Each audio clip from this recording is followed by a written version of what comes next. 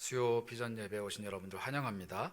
2023년도에 최고의 역주행 베스트셀러라고 이렇게 이름이 붙은 책이 한 권 있습니다. 여러분들 혹시 아실지는 모르겠는데 저도 얼마 전에 이 책을 구매를 해서 좀 보고 있는데 전 세계 1억 명이 사랑한 베스트셀러 작가라는 별명을 가지고 있는 웨인 다이어라는 좀 낯선 이름이긴 한데 그분이 이제 지은 책입니다. 근데 이 책의 제목이 우리는 모두 죽는다는 것을 기억하라 라는 책입니다. 우리는 모두 죽는다는 것을 기억하라. 이 책이 이제 우리나라에서 지어진 지는 꽤 좀 몇 년이 지난 책인데 다시 재유행하게 된 이유가 두 가지가 있습니다. 하나는 이분이 결국 돌아가셨어요. 이 베스트셀러 작가가 돌아가시기 직전에 유작으로 남겨놓은 책이 우리는 모두 죽는다는 것을 기억하라 라는 제목과 딱 결부가 되면서 죽음을 앞둔 베스트셀러 작가가 무엇을 이야기했을까 라는 것을 궁금해하게 됐고, 또 하나는 유튜브에 힘이 있었습니다. 한 자수성가한 이 의사 한 분이 이 책에 대해서 소개를 했습니다. 자기가 일생에 한 권의 책을 계속 묵상하고 계속 되뇌이면서 그것을 마음에 품고 이렇게 사는 버릇이 있는데, 최근에 이 책을 자기가 깊게 읽고 있다 이런 유튜브를 이제 영상을 남겼습니다. 그리고 그것을 이제 본 사람들이 그 사람을 따라서 이 책을 막 구매를 하기 시작한 거예요. 그래서 역주행 베스트셀러가 됐습니다. 나온 지 꽤 지났는데 인기가 사그라들었는데 다시 베스트셀러 반열에 오르게 된 것입니다. 이 책의 소개 문구에는 이렇게 되어 있습니다. 삶이 바뀌는 유일한 순간이 있다. 우리는 모두 죽는다는 것을 알아차렸을 때다. 그리고 마침내 잠들어 있던 내 영혼이 천천히 눈을 뜰 때다. 내가 죽는다는 것을 알아차렸을 때 삶을 대하는 태도가 바뀐다라고 이렇게 이야기합니다. 그래서 이 작가는 지금 이 순간, 오늘 나에게 주어진 시간을 사는 것이 굉장히 중요한데 그것을 잘 사는 법을 깨달아야 된다. 그것을 깨닫는 비결은 언제나 우리 눈앞에, 코앞에, 발밑에 늘 웅크리고 도사리고 있는 죽음이라는 것을 기억하고 의식할 때 가능하다, 이렇게 이야기합니다. 죽음을 앞둔 노년의 현자라고 불리는, 시대의 현자라고 불리는 이 철학가가 남긴 이야기입니다. 근데 그가 제시한 방법은 결국 나는 곧 죽는다, 이것을 기억하라는 것입니다. 제가 이 책을 사서 그 안에 담겨있는 여러 가지 단편 에세이들을 쭉 읽어 나갔는데 결국에는 하는 이야기가 나는 죽는다 이거더라고요. 나는 곧 죽는다, 나는 언젠간 죽는다, 나는 반드시 죽는다, 그러므로 나는 죽음을 기억한다. 그것을 전하고 있었습니다. 시대 철학자가 제시한 이야기 치고는 조금 뻔한 이야기입니다. 그런데 꼭 이 이야기가 이 사람이 처음 발견한 것은 아닙니다. 예수님이 살아가던 시대, 즉 2000년 전의 로마 제국에도 너의 죽음을 기억하라 라는 이 격언이 하나 있었다고 합니다. 여러분들 아실 텐데요, 메멘토 모리라고 한 번쯤은 들어보셨을 겁니다. 메멘토 모리. 메멘토라는 것은 기억하다입니다. 기억하다. 모리라는 것은 너의 죽음이라는 표현입니다. 즉 너의 죽음을 꼭 기억해라 라는 표현인데, 이게 왜 유명한가? 전쟁에서 큰 업적을 남긴 장군이 개선할 때, 즉 개선장궁으로 사람들의 박수갈채와 영광스러운 모습을 가지고 로마 시 안으로 들어올 때 그 사람이 타고 있는 이 장군의 마차에 동행하고 있는 한 사람이 있습니다. 바로 노예인데요, 이 노예가 그 장군이 박수갈채와 사람들의 환호성 소리 앞에서 힘차게 개선을 하고 있을 때 그 뒤에서 외치는 이야기가 메멘토 모리라는 것입니다. 당신 지금은 이렇게 영화로운 개선장군일지라도 사람들이 박수갈채를 치며 적을 이긴 많은 자들을 죽이고 돌아온 개선장군이라고 이렇게 축하를 할지라도 당신도 죽는다. 당신이 지금 죽이고 온 그 적들처럼 당신도 죽는다. 그러므로 그 죽음을 꼭 기억해라 라는 의미로 그 노예가 뒤에서 계속 속삭였다고 합니다. 메멘토 모리, 메멘토 모리. 예수님 시대에도, 그리고 오늘을 살아가는 시대에도 시대의 지혜자들은 늘 죽음을 기억하라고 우리에게 이야기합니다. 넌 반드시 죽는다. 지금 영원할 것 같은 삶을 누리고 있지만, 그리고 그 삶이 영원할 것처럼 마치 오해하며 살아가고 있지만 반드시 죽는다. 그것을 기억하는 것이 지혜다. 이렇게 이야기하는 것입니다. 예수님이 살아가던 시절에도 그 이야기를 했다는 것이죠. 그래서일까요? 예수님도 이 죽음과 관련된 유사한 말씀을 남기셨습니다. 오늘 우리가 읽은 본문 좀 앞에 부분인데요, 누가복음 11장 29절부터 30절을 보시면 예수님이 자신의 죽음을 이렇게 의미심장하게 말씀하십니다. 무리가 모였을 때 예수님께서 말씀하십니다.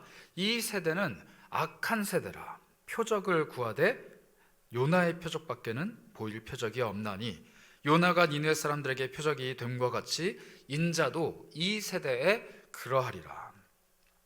자신의 죽음, 즉 요나처럼 무덤에 3일 동안 계시다가 부활하시는 이 예수님의 죽음이 이 세대를 향한 표적이라, 이렇게 말씀하십니다.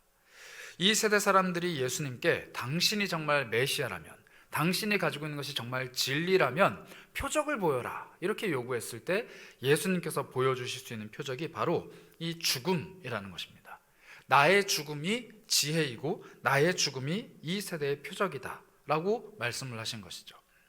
그래서일까요? 예수님께서는 이 죽음에 대해서 이렇게 또 비유로 말씀하십니다. 이어서 누가복음 11장 31절인데요, 심판 때 남방 여왕이 일어나 이 세대 사람들을 정죄할 것이다. 왜냐하면 이 남방 여왕은 솔로몬의 지혜로운 말을 들으려고 땅 끝에서 왔음이거니와 솔로몬보다 더 큰 이가 여기 있다.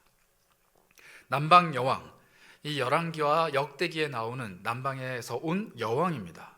이 여왕이 솔로몬의 지혜를 듣고 그 지혜를 확인하고자 왔습니다. 그런데 이 여인이 지혜를 확인하고자 왔을 때 고백했던 것은 하나님입니다.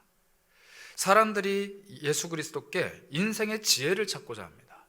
꼭 예수뿐만 아니라 자신이 살아가는 삶의 지혜를 찾고자 여기저기 기웃기웃합니다. 그런데 그 사람들이 정작 예수 그리스도를 만나서 얻게 되는 지혜는 결이 다르다는 것입니다. 사람들은 세상 속에서 잘 살아가는 비결, 오늘 하루를 유익하게 내가 살아가기 위해서는 언젠간 다가올 나의 죽음을 기억해야 된다라고 말하겠지만, 예수 그리스도께서 전하시는 지혜는 너의 죽음이 아니라 나의 죽음을 기억하라 라는 것입니다. 우리는 반드시 죽습니다. 그리고 우리는 그 죽음을 향해 달려가는 인생에 지혜가 필요합니다. 그러나 내가 죽는다라는 것을 모르는 사람은 단 한 명도 없습니다. 그러나 예수 그리스도의 죽음을 아는 사람은 그리 많지 않습니다. 우리에게 진짜 필요한 삶의 지혜는 내가 죽는다라는 사실이 아니라 예수께서 죽으셨다라는 사실입니다. 즉 예수 그리스도의 죽음이라는 것이죠. 남방의 여왕은 자신의 인생에 유익한 지혜를 얻고자 솔로몬을 찾아왔지만 그 여인은 솔로몬을 통해서 하나님의 지혜를 발견하게 됩니다. 그래서 이 남방의 여왕이 마지막 세대에 이 세대 사람들을 정죄할 것이다 라고 이야기합니다. 누가복음 11장 32절은 이렇게 우리에게 이야기하는데요, 심판 때 니느웨 사람들이 일어나 이 세대 사람들을 정죄하리라. 이는 그들이 요나의 전도를 듣고 회개하였음이거니와 요나보다 더 큰 이가 여기 있다. 예수 그리스도께서는 요나의 표적 말고는 보일 표적이 없다 하셨습니다. 죽음을 이기시고 3일 만에 부활한 표적, 이것과 유사한 이 요나의 기적을 보고 니느웨 사람들은 회개하였습니다. 그러나 요나의 표적을 보고도 회개하지 않는 사람들, 즉 예수 그리스도의 표적을 보고 회개하지 않는 사람들이 예수 그리스도의 시대, 즉 예수님께서 말씀하시는 이 세대 사람들 속에 있다라는 것입니다. 부활을 보고도 믿지 않는 사람들, 예수님의 죽음과 그분이 보이신 표적을 보고도 믿지 않는 이들이 있다는 것이죠. 그들은 찾아와서 예수님께 지혜를 구합니다. 선생님, 나에게 삶을 살아갈 수 있는 지혜를 주십시오. 선생님, 당신은 세상에서 가장 선한 분인 줄 내가 압니다. 어떻게 하면 영생을 얻을 수 있습니까? 선생님, 내가 무엇을 하여야 영생을 얻겠습니까? 라고 질문을 합니다. 그러나 예수님께서는 그들에게 많은 지혜를 주실 수 있지만 예수님만 주실 수 있는 단 한 가지 지혜를 말하라 한다면 회개하고 돌이켜 하나님 품에 안기는, 즉 죽음을 이겨내시고 부활하신 주님이 주시는 생명의 복음입니다. 이 복음은 예수 그리스도라는 한 분 이외에는 그 어떤 사람도 제시할 수 없는, 그 어떤 지혜자도 그 어떤 철학자도 그 어떤 현자도 제시할 수 없는, 예수만이 우리에게 주실 수 있는 유일한 지혜입니다. 그런데 이 지혜를 이 세대 사람들이 거절한다는 것입니다. 예수님을 통해서 얻을 수 있는 수많은 유익이 있습니다. 예수께서 남기신 말씀대로 살아가면서 얻을 수 있는 수많은 지혜도 있죠. 그러나 이러한 유익과 지혜뿐만 아니라 예수께서 우리에게 주실 수 있는 가장 고결하고 가장 귀한 지혜는 바로 생명의 복음입니다. 그 복음을 바로 볼 수 있는 눈이 있어야 바로 예수의 표적, 즉 요나의 표적을 이해할 수 있다는 것입니다. 예수님께서는 이 악한 세대가 표적을 구한다, 내가 줄 표적은 요나의 표적밖에 없다 라고 말씀을 하신 후에 이어서 오늘 우리가 읽은 이 33절의 말씀을 하고 계십니다. 이 33절 말씀은 우리가 살펴봤던 이 요나의 표적에 대한 말씀과 연달아서 꼭 봐야 되는 구절인데요, 33절은 이렇게 이야기합니다.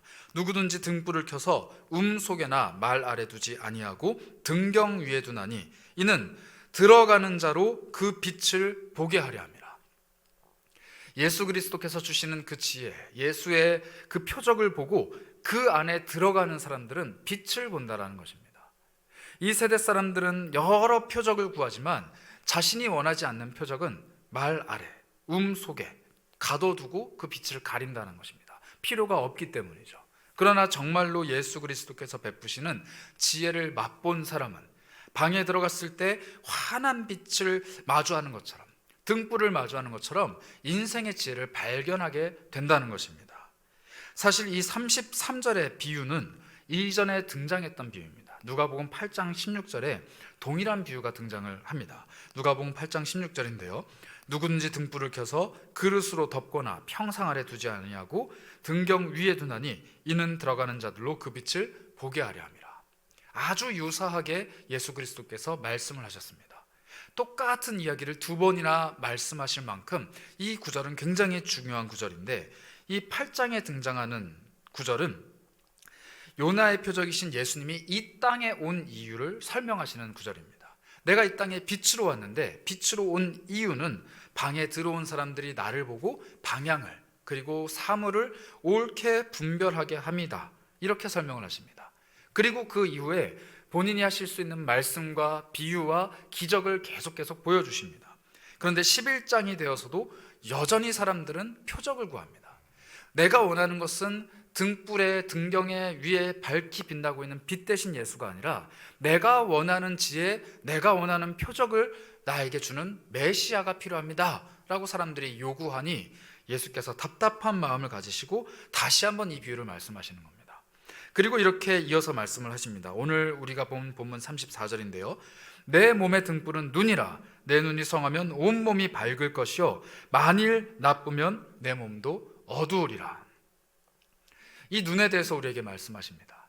예수께서 아무리 이 세상에 빛으로 오셨다 할지라도, 예수 그리스도의 생명의 복음이 우리 곁에 편만하게 펼쳐져 있다 할지라도, 우리의 교회에서는 매주 예배가 드려지고 내가 앉은 그 자리에서는 매주 강단에서 뿜어져 나오는 말씀이 나에게 들려오고, 유튜브를 켜면 마음만 먹으면 설교를 들을 수 있고, 책을 펼치면 하나님의 말씀이 내 눈에 들어오는 이 시대이라고 할지라도 내 눈이 온전하지 않으면 생명의 복음의 말씀을 가까이 할 수 없다는 것입니다.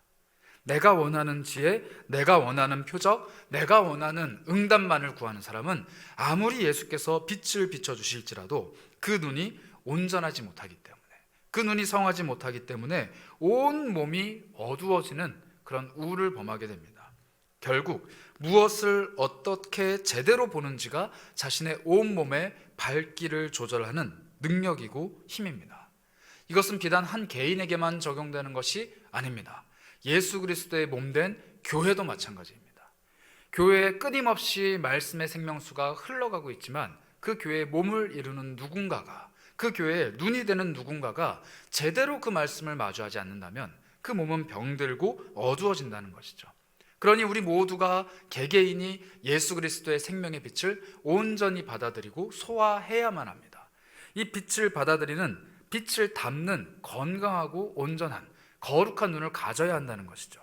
말씀 앞에서 그 말씀이 나의 삶을 비춰주시고 말씀이 나의 모든 것을 조명해 주시는 놀라운 은혜를 개개인이 경험을 해야 한다는 것입니다. 그리고 그러한 개개인이 모여 예수 그리스도의 몸을 이룰 때 한 사람의 눈이 이 온몸을 밝혀내듯이 한 명의 온전한 영가족 성도 한 명이 이 온 교회를 밝히 비추는, 몸된 교회를 밝히 비추는 능력의 사람이 된다는 것입니다. 그러니 누군가는 예수 그리스도의 말씀 앞에 순종하겠거니, 누군가는 그 말씀에 반응하겠거니, 누군가는 그 말씀대로 살아가겠거니, 나는 거기에 편승해서 우리 교회가 흘러가는 대로 흘러가겠거니, 이렇게 아니란 생각을 할 수 없습니다. 내 눈이 어두워지면 우리 교회 공동체의 눈이 어두워지는 것이고, 내 눈이 어두워지면 우리 가족 공동체의 눈이 어두워지는 것이기 때문입니다. 단 한 사람도 말씀 앞에 실패하지 않아야 합니다. 요나의 표적을 밝히 보는 능력 있는 세대, 예수 그리스도께서 전해주신 지혜를 밝히 보는 능력 있는 세대가 바로 우리가 되어야 한다는 것입니다. 어제 오전에 저는 참 어려운, 마음 아픈 시간을 좀 보냈습니다. 제가 아침에 오면 의뢰껏 그날에 있었던 이 뉴스를 이제 포털 사이트에서 좀 보게 되는데, 어제는 유난히 충격적인 사건이 좀 많이 있었습니다. 여러분들도 보셨을지 모르겠는데요. 중학생 남자아이가 동급생 여학생을 학교에서 칼로 이렇게 위협을 하고 도망쳤습니다. 그리고 본인은 뛰어내려서 생명을 끊는 이런 일이 있었습니다. 그리고 또 하나, 이 강남 한복판의 높은 빌딩에서 고등학생 여학생이 투신 자살을 합니다. 그런데 이 투신 자살하는 모든 과정을 자신의 SNS로 중계를 한 겁니다. 뛰어내리고 그 밑에서 그 시신을 수습하는 구급대원까지 그대로 방송으로 다, 그리고 그것을 지켜보고 있었던 사람들이 있었습니다. 제가 이 사건을 마주하면서 우리 눈에 무엇을 담고 있는가, 특히 우리가 이 수요 비전 예배 때 품고 기도하기를 갈망하는 이 샛별 세대가 지금 무엇을 눈에 담고 있는가 곰곰이 생각을 해봤습니다.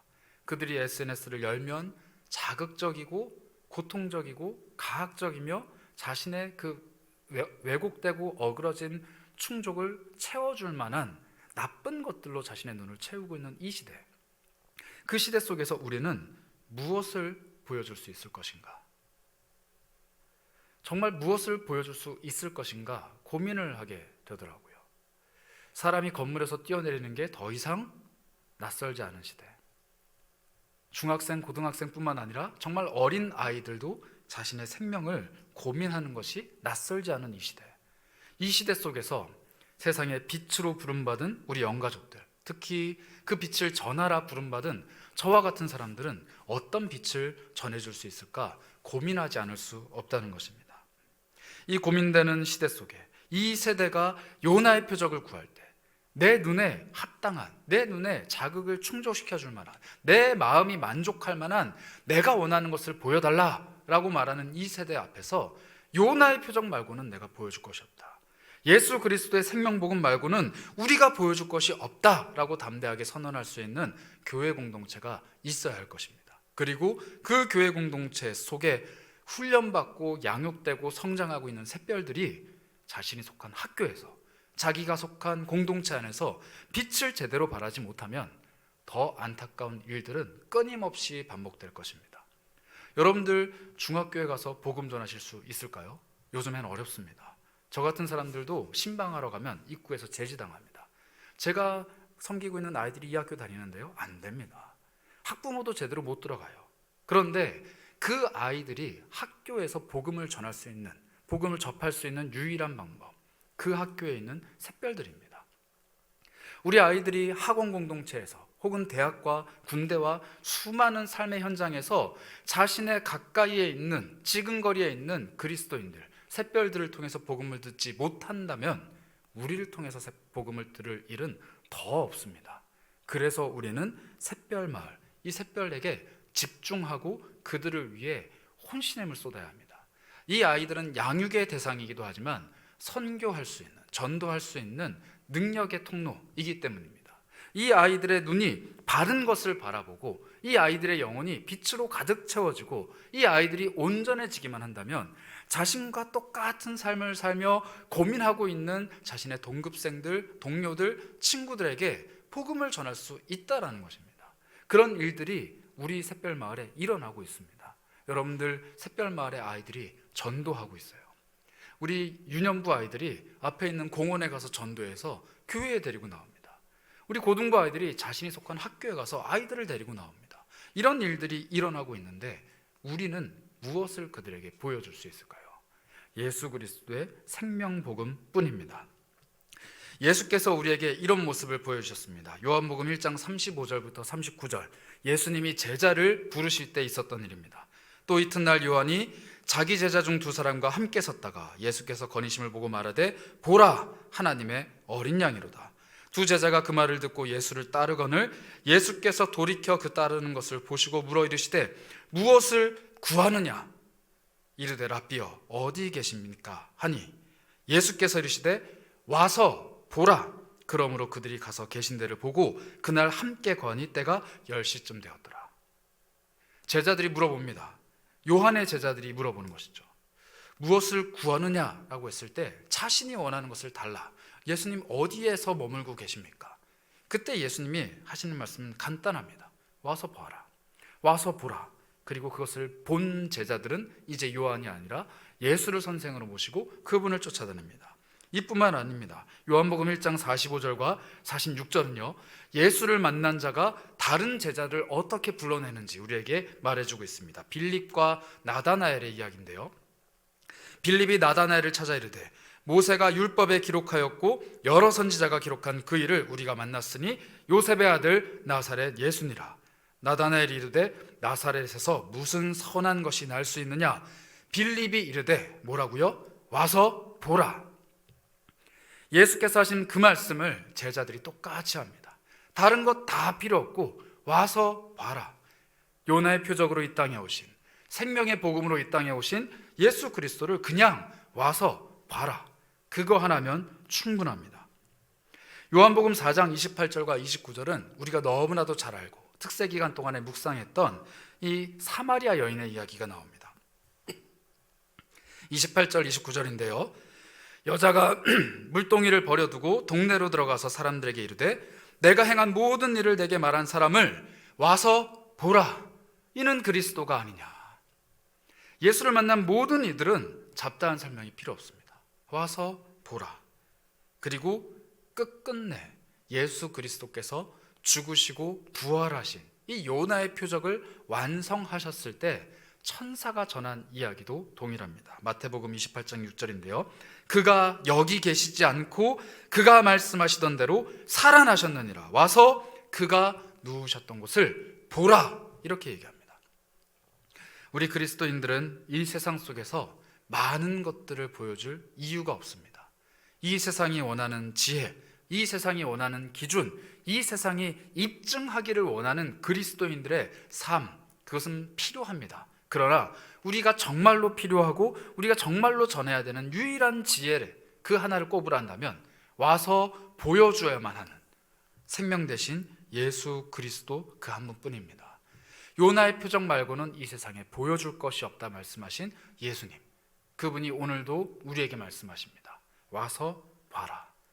그 예수를 본다면, 세상에 빛으로 오신 예수님을 우리 눈으로 본다면 그 빛은 우리의 눈에 담기고 우리의 온 몸을 밝히고 우리의 삶을 조명하실 것입니다. 그 빛은 우리 공동체에도 동일하게 비춰집니다. 예수 그리스도께서 머리가 되시는 공동체는 그분의 빛이 온 몸을 밝히는 온전한 공동체, 온전한 교회가 되는 것이죠.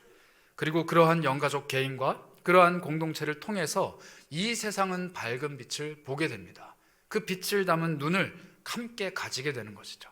이것을 우리는 전도라, 선교라 이야기합니다. 이 모든 것을 위해 우리는 오늘 다시 한번 회복해야 됩니다. 내 눈은 과연 예수 그리스도를 담고 있는가? 내 눈에는 과연 예수 그리스도의 빛이, 그 생명의 복음의 능력이 담겨 있는가? 나는 정말 그 예수를 의지하며 오늘 하루를 살아가고 있는가? 내 심령은, 내 삶은 그 빛으로 충만한가? 돌아보아야 한다는 것이죠. 성령의 생명수가 우리를 충만하게 채우는 부활주일이 벌써 2주가 지났습니다. 이 세상에 와서 보라라는 말씀 한 말씀으로 자신을 입증하셨던 이 예수 그리스도께서 결국 요나의 표적을 완성하신 부활주일, 그 부활의 기쁨은 우리 삶에 여전히 충만합니까? 그 생명수의 능력은 여전히 우리 삶에 흐르고 있습니까? 그렇다면 우리는 빛 대신 주님을 온전히 담고 있는 빛의 사람들입니다. 그 능력이 사그라들지 않기를 소망합니다. 그 능력이 우리의 삶을 온전히 채우기를 소망합니다. 그리고 그 빛이 내 속으로부터, 우리 공동체 속으로부터 흐르고 흘러서 온 세상을 가득 채우기를 소망합니다. 그 소망이 우리에게 유일한 세상에 보일 표적이자 지혜입니다. 오늘도 그 빛 가운데 걸어가시는 저와 여러분이 되시길 축복합니다. 우리 그 마음